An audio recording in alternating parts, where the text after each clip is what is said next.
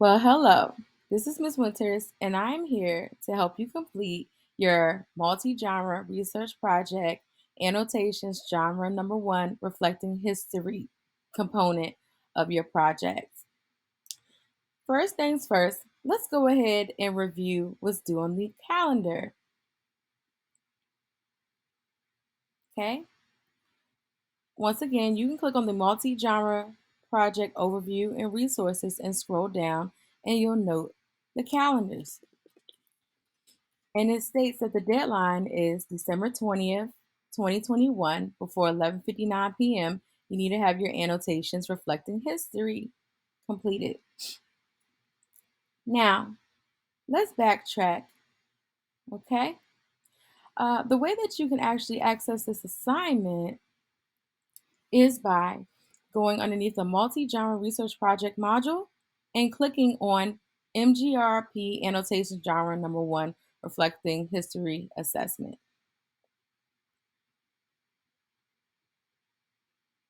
Okay?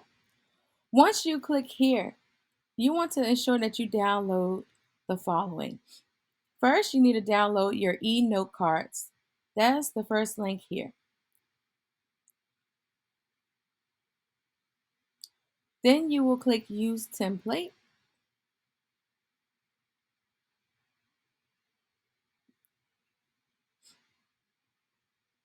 Okay. Be sure to label this with your last name and save it in your assigned folder for this class. I will be using my last name as a model. Next, you're going to go back and then you're going to download the template for your bibliography e-cards. Again, you're going to hit the Use Template button.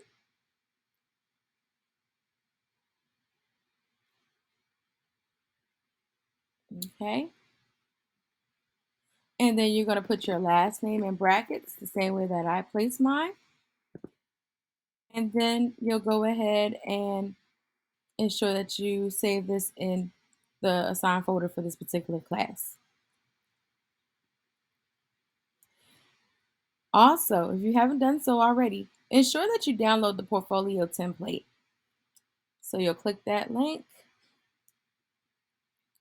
hit Use Template,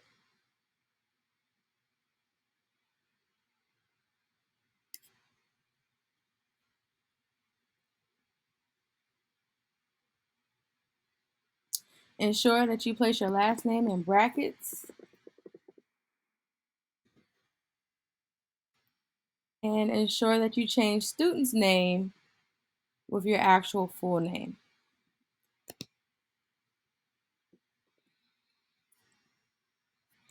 So I'm going to go ahead and delete this.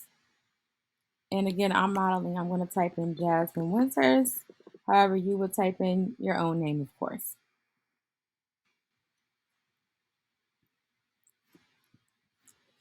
All right. So what we plan to do is actually perform research on your history. Okay. Each person has their own cultural history. So that's what we want for you to do. But beforehand, you need to understand what sources are reliable, okay, in accordance to websites, because that's the primary resource that you'll be using throughout this project. So you'll click this link here.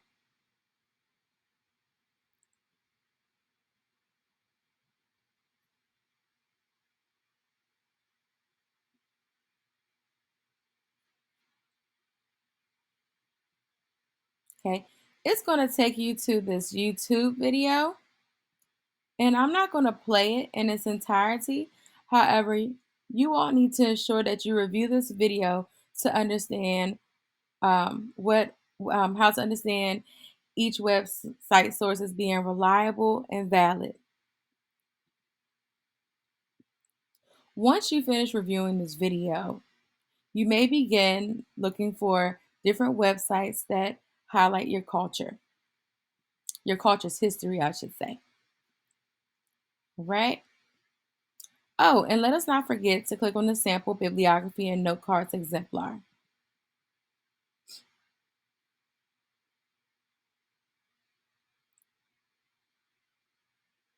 All right.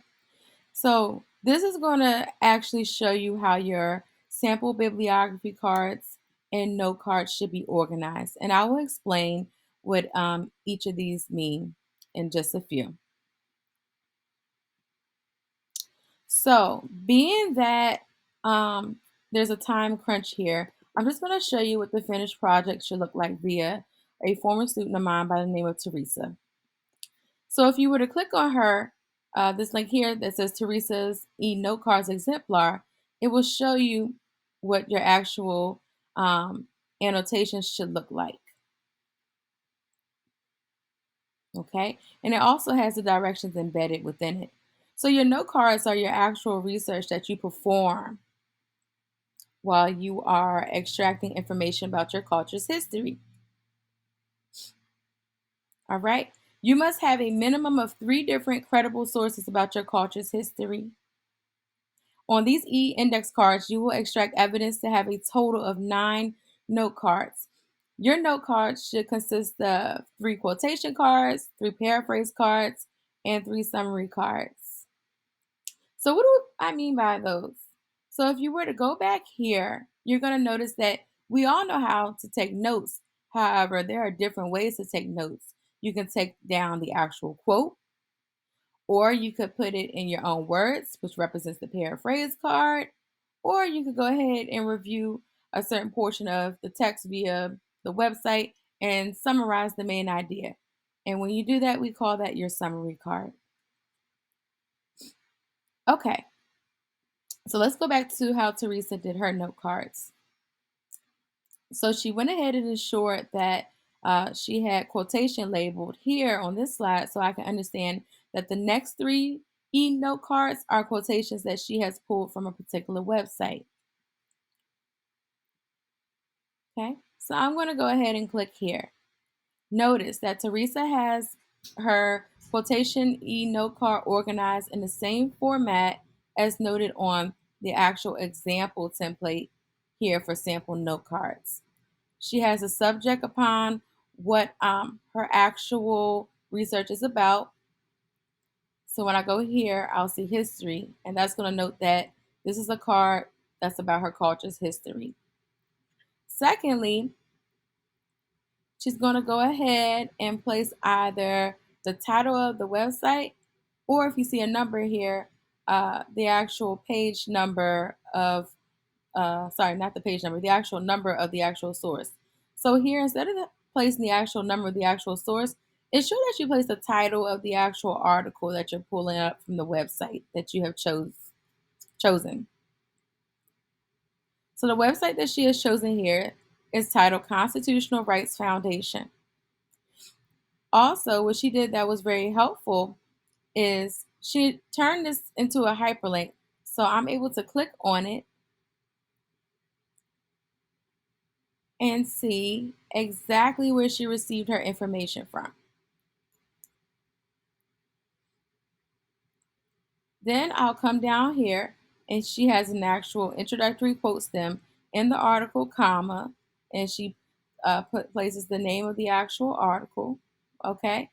And then she actually highlights the actual quote right here. Notice how it's in quotations. And she's done, okay? So she went ahead and continued on um, adding 2 other quotation cards as expected, and ensured that she placed a hyperlink from the actual, and let me backtrack here, organization or author where she got it from. So again, the author and the organization go here. Okay. All right. Then she went ahead and created her paraphrase cards, whereas she went back and she collected information from various sources, meaning websites, and she placed them in her own words, as noted here. All right, I'm going to delete this tab so you won't get confused. Okay. And what she did that was very impressive was that she actually screenshotted information from the actual website and highlighted the component of the text upon which she was going to paraphrase. You do not have to do this, but it's quite beneficial. All right. So again, I know that the actual subject upon what she's talking about here is her culture's history. She has the actual organization and the title of the text here, okay, or the author, okay. However, I need for you to either write the author or the actual title of the text. And then she has the research that she extracted from that particular website placed in her own words. Okay, she repeated this process two more times. Again, you do not have to go and actually take a screenshot and highlight the evidence upon which you're going to paraphrase. However, she did this so I get a better understanding that she did place it in her own words. Okay, all right. So here's number two for paraphrase and the third one that she's paraphrased. All right. And then lastly, she went ahead and ensured that she marked this slide as summary. Okay. And she went to uh, each website that she has selected and she reviewed some information on the website and then went ahead and summarized the main idea of what it was talking about in the paragraph here.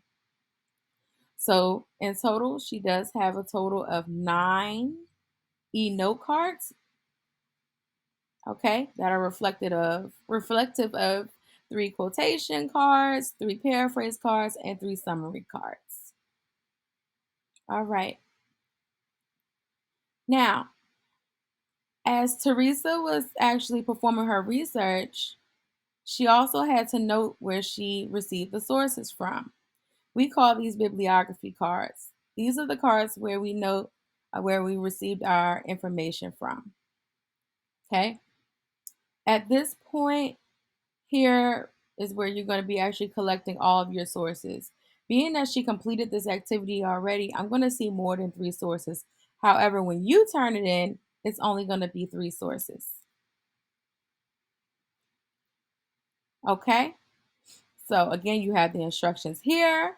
Okay. It's mandatory that you actually keep a documentation of your sources throughout this presentation, or I should say projects. Okay.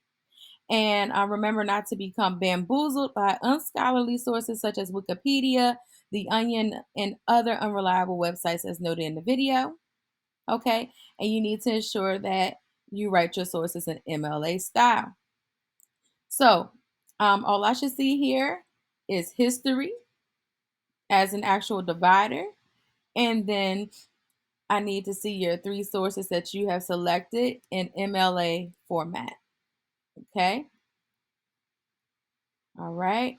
So these were the 3 sources that she used upon which she took out research for her history note cards.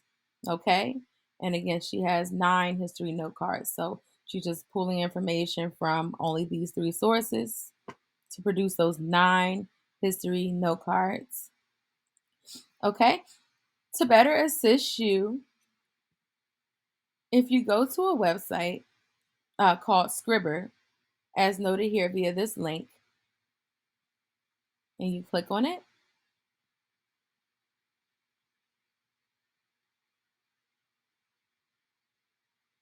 and we're almost finished. Thank you so much for your patience. You're going to notice that you're going to have the option of selecting website. Okay. And then you can go ahead and type the information as prompted here, and it will organize um, your bibliography card in MLA format. So all you have to do is copy and paste it here. Okay. And again, if you were to go back to this actual resource and you go click on the first page, you also have examples of how to set up your bibliography cards by hand if you want to do that. Okay. So it just all depends. Majority of you all will be using this particular card right here, the internet site. Okay, but maybe if you pulled an actual ebook or an e-magazine or e-newspaper offline, then you can use the following here. But always ensure that you have the actual website URL in brackets. All right. All right. I believe that. Oh, and one more thing. Once you're finished, you're going to go ahead and submit only your e-note cards and your e-bibliography cards to this actual assignment. But simultaneously, meaning at the same time, you're going to go back to that portfolio that you created because remember, you have to attach your e-note cards. So those are your annotations to slide 8 in your portfolio. So again, if we were to go back here, okay, and you were to click on the portfolio that you should have downloaded, as mentioned at the beginning of this video, once you scroll down to slide number 8, okay, you'll see annotations and you'll just copy and paste the link for your e-note cards only here. You do not have to submit your portfolio just yet, but you do have to ensure that you keep up with adding what's requested. All right. Thank you so much. I look forward to seeing you soon. Please behave. Have a great day. Bye.